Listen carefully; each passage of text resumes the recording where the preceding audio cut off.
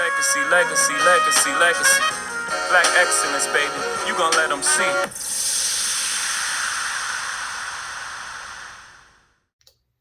Hello. Thank you so much for tuning in to the Legacy Be Built podcast. You are now listening to episode 4, and I am the creator and your host, Lanisha Porter of lanishaporter.com. The Legacy Be Built podcast is for those who each day in their lives is watering the seeds of promise through blood, through sweat, through hard work, through sacrifice, and sometimes even through the stream of worried tears. These are my stories told for your motivation, hopefully being able to serve you as you build your legacy day by day, brick by brick. Today's episode, we are talking about Black love. And this episode of this podcast is entitled Waiting for You. And I'm just going to jump right in. I do want to preference it with God. Please just be with me right now and give me the holy utterance to translate my ideas in such a way that the people get it. I have been sitting with this thought for a while, and I really didn't know how to organize it in a way to share it with someone. But I was talking to one of my girlfriends more recently, and she was able to engage me in conversation and feel where I was coming from. And she also offered me some thought-provoking questions and ideas. And so some of this conversation will be me echoing our conversation, but it's also really just going to be me talking about the danger in waiting for you. And I'm speaking to Black men at this point, right? So legacy be built, all things life, tradition, and legacy. And so I'm going to jump right into it, all right? So speaking honestly, speaking candidly, I believe that the number one threat facing the Black family right now here in America is the indecision of Black men. The most dangerous and threatening adversity against the progress and the success of Black families is the Black man's indecision. What do I mean by that? In my experience with men, I have observed time and time again, countlessly, that there is a real delay and there is a real reality of them putting off marriage, of them putting off building a family for when they are ready at their convenience. Sometimes it's in their 30s, sometimes it's in their 40s. But I realized that they shy away from it. And I found myself getting a bit nervous. When I turned 25, it's almost like my maternal instincts kicked in, and building a family more so became something that I look forward to more than I thought that I would. And I remember feeling like, man, that biological clock, those hands are really ticking, and those ticks are really getting amplified and they're intense. And this is not to say that I want to rush into marriage or rush into building a family, but when I look around and I see young men just burning through precious time and burning through precious years, it does frighten me, and it does ignite a fear in me that they feel like they have forever to start and forever to get it right. And I try not to get too fixated on it, because it really can become emotionally taxing for me. But as I already said, I do feel like men burn through precious time that could be used productively to invest and to manicure and to construct the family unit to its greatest health. And I think that if they got it a bit quicker, I think that we would see more wealth being built. I think that we would see stronger family units, and ultimately that would yield us a healthier society. And when I was talking to my girlfriend about it, I told her, men delaying marriage and delaying um, building families, it's far too common for it to just be a unique situation for some men. And I was telling her that I honestly believe that God did that on purpose. I think that there is this spiritual sabotage in men not wanting to participate in those institutions. And I think it's a consequence of God. And I know that sounds crazy, but I will explain what I mean by that. As I already told her, I was like, it's far too common. It's a far too common reoccurrence for it to just be an isolated situation. And I was telling her that one day I was reading the word, and let me pull up the scripture. I was reading Genesis 3:16, and I'll summarize it here. And I believe I was either reading from the NIV version or the Message version. Those are the versions which I usually study from. And Genesis 3:16 says this: "To the woman he said, I will make your pains in childbearing very severe. With painful labor, you will give birth to children. Your desire will be for your husband, and he will lord over you." Let's just pause right there.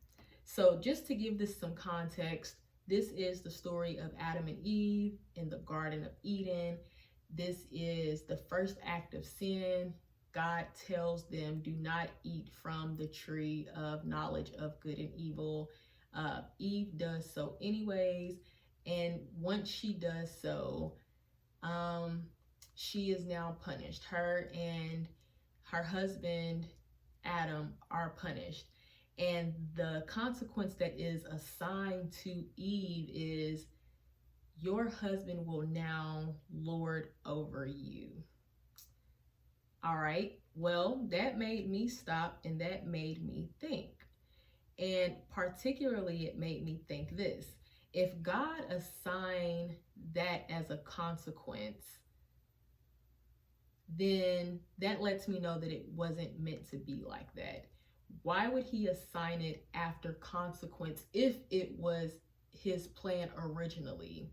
So when I think about how men are now, and I think about the assigned consequence that was given in the garden, that makes me feel like I don't think men are like this by accident. I think they are like this by design. Whether it's God's punishment to us women for our disobedience, or whether it's punishment for us to understand how God feels when we don't pursue him actively and relentlessly and consistently. And when we put it off and say, you know what, I'm gonna get my life right, when I'm older, once I have my fun, because men do the same thing to us women. They have us waiting for them. And that's why I titled this episode, Waiting for You. There are so many women, there are so many vulnerable spots and institutions in society that lack the presence of men in their most dedicated and in their most committed spirit. I hope that this is making sense. I'm trying my best to kind of organize my thoughts in a way that translates into making sense on the outer world, this outer realm. So be with me, right? I don't know. And so when I just thought about that, my girlfriend, she was just like, oh, sis, I don't know about that. She said, I don't want to believe that God is on men's side, because then that absolves men from real accountability for their misbehaviors.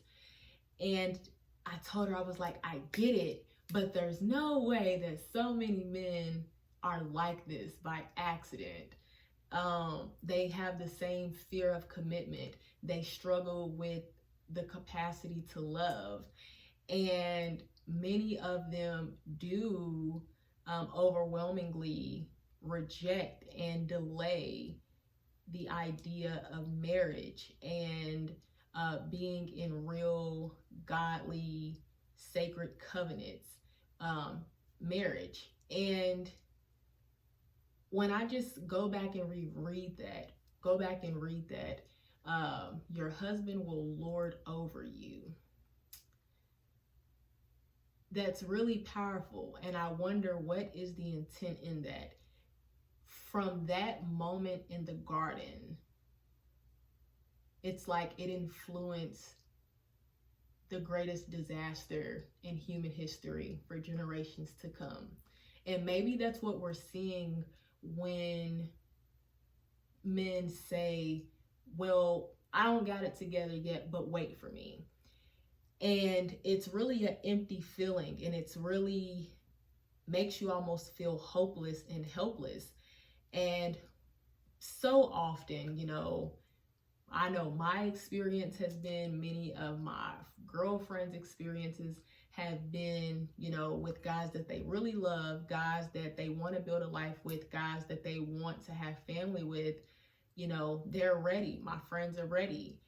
I've been ready. And then the guy will say, well, I'm not ready yet, but just wait for me. And he can dress it up, or he can try to ill define it, but the idea is still the same. Whether it's I need to find myself, I need to figure out things for myself, whatever they say, there's a there's a variation of ways to say it, but the idea is still the same. Wait for me, and I will come back for you at my convenience. And when you really think about it, there is an extreme arrogance and a gross sense of entitlement that comes with a man asking you to wait on him. And as me and my friend were talking, she said, well, Lanisha, if our punishment is how men treat us when we are ready to settle down, then what is their punishment, right? And that was a great question. So we started exchanging these ideas, and she said, well, perhaps their consequence is the fact that they do get to lord over us. Maybe that's their punishment, right? Because when you think about lording over someone, those ideas come packed with control and power. And she said, maybe that's why they feel so emboldened to tell us, oh, wait for me, I'll be back in 5 years once I'm finished, living my best life, sowing my oats or whatever. And she said, well, maybe that's their punishment, is that they feel like they should have this power and control over you, but the reality is they don't, because they really are not God. And so they're only living off of an illusion of power and control, which is why they can never get it right. That's why they're always in search of something that makes them feel like they are in power and are in control, but it's fleeting, and it really never works because it was never really meant for them to have the power to lord over us. So they're largely operating based on an illusion. Are y'all feeling me? Does that make sense?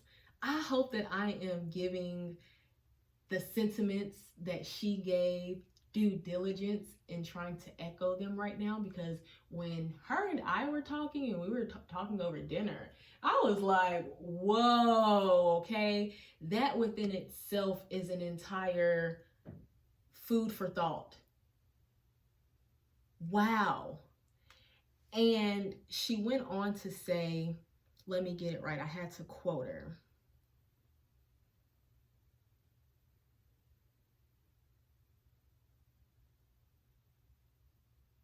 Okay, she went on to say that to be given that much power It's dehumanizing because no one can have that much power to lord over someone really but God. And so you're put in this position where you think you should have this power and control, but you fall extremely short. And so you feel lesser than what you should because you were actually never meant to operate in that capacity. And it just becomes spiritual sabotage. And they are looking for a way to define themselves, and they continuously fall short. And that's why they're consistently always asking for more time, because they're trying to organize a reality that works for them that's not going to work for them because they were never giving the I don't even know if I'm saying it right, but you guys, and waiting for you. I'll wrap it up now. But going back to my original, you know, thesis, the biggest threat to the Black family right now that is posed against us, and that is really just extreme weaponry, is the Black man's indecision. You're missing out on time, you're missing out on fertility, you are missing out on having the chance to mature in family and mature in wealth building and mature in partnership and mature in God's image of marriage. And it makes me sad. It really does make me sad. Sometimes I just wonder, what would this world be like? What would the kingdom of Christ be like if they committed sooner? If they took their spiritual journeys more seriously? If they invested in family the way that they should? What would it look like? But I don't know. I think maybe also I just think about God making it that way to give myself peace of mind about the reality that really is with men. And please don't walk away from this podcast saying, oh, she's a woman basher. She's a male basher. She doesn't appreciate Black men. She's disparaging the Black man's narrative. No, that's not it at all. But what I will do is hold the Black man accountable, because I love them. I want to marry a Black man. I want to have a Black family. I want to have Black kids. I want to have Black wealth. I want to have Black love. I want to have a sustaining marriage. I want to please God. And it's hard to do those things when you cannot find someone that willingly wants to participate with you because they are interested in fleeting pleasures, and they prioritize those things over family and home and marriage. And so in that, I've had to learn to be able to turn my thoughts off, and that's a really dark thought experiment to engage alone. And so what I have just learned to do is that when I start feeling like, man, will it happen? When will it happen? And by the time it happens, will it be too late? Will we still have more precious years afforded to us by God? I just stop and think that, you know what? Whatever is over my head is still under God's feet. And though I don't understand the timelines that men operate on, and I don't understand their reservations, and really just the ways of their world, I just have to trust that it will all work together. And I just choose to believe that God will protect me. I see the ugly realities. I see the misbehaviors. I see the immaturity. I see the prematurity of men, even when they're far into adult age. But I just trust that it'll happen for me, and it'll happen for you too. And that's my prayer for you. But to the Black men that are listening to this, um, God help me. I pray that you understand the weight, the power, and the influence of your decisions. I pray that God open your heart to be able to receive real love. And I pray that you treat the woman as your partner, and you keep in mind that do not be so arrogant as to think that you can just assert yourself on someone's timeline when you are ready. Life does not work like that. People are not revolving doors. Women are not disposable. Women are not um, little play figures that you can pick up and put down at your whim. There is real time being missed, real opportunities to build, real opportunities to learn, real opportunities to mature and to be immersed in family. And just use your time wisely. And if you fear that you don't know how to be what God has called you to be, pray to Him and ask Him to open your heart and to change your heart. I really do think that the greatest, along with, you know, poor literacy rates, um, food apartheid, um, lack of wealth building resources and avenues, I believe that right up there, along with the issues that plague the Black community specifically, is the absence of Black fathers, and also the indecision of Black men to participate in those things that greatly influence our society. Um, I do pray that as well, that marriage relationship would not be strained, and that it will simply be a source of love, comfort, and belonging, the way that God intended it to be. And I just pray that we can do better. We just have to do better. And I think that's all I'll say on that. It's a really crazy idea, I know, to think that God intentionally has inflicted this suffering as a consequence. But to me, it just seems to be far too reoccurring for it to be by accident. So that's a thought that I had. But again, I just pray that all things to empower and equip Black people to really hold space in a way that can unlock blessings for the next generation. I strongly believe we have to do that. We have to be mindful enough to identify our toxic ways and do better. We have to do better. So may your legacy be built. May your life be long. May it be full. May it be grand. God bless you.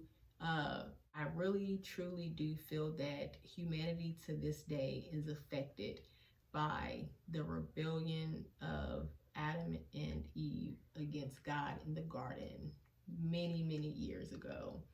No, it's a crazy idea, but it's a thought that I had. Nonetheless, thank you so much for tuning into this episode. I hope you were able to follow me. Let's not wait on anyone. Let's just wait on God. And I truly believe that where there is God's will, there will be a way. Praying your legacy, praying your strength, praying that you flourish and that your life be full. May it be long, may it be grand.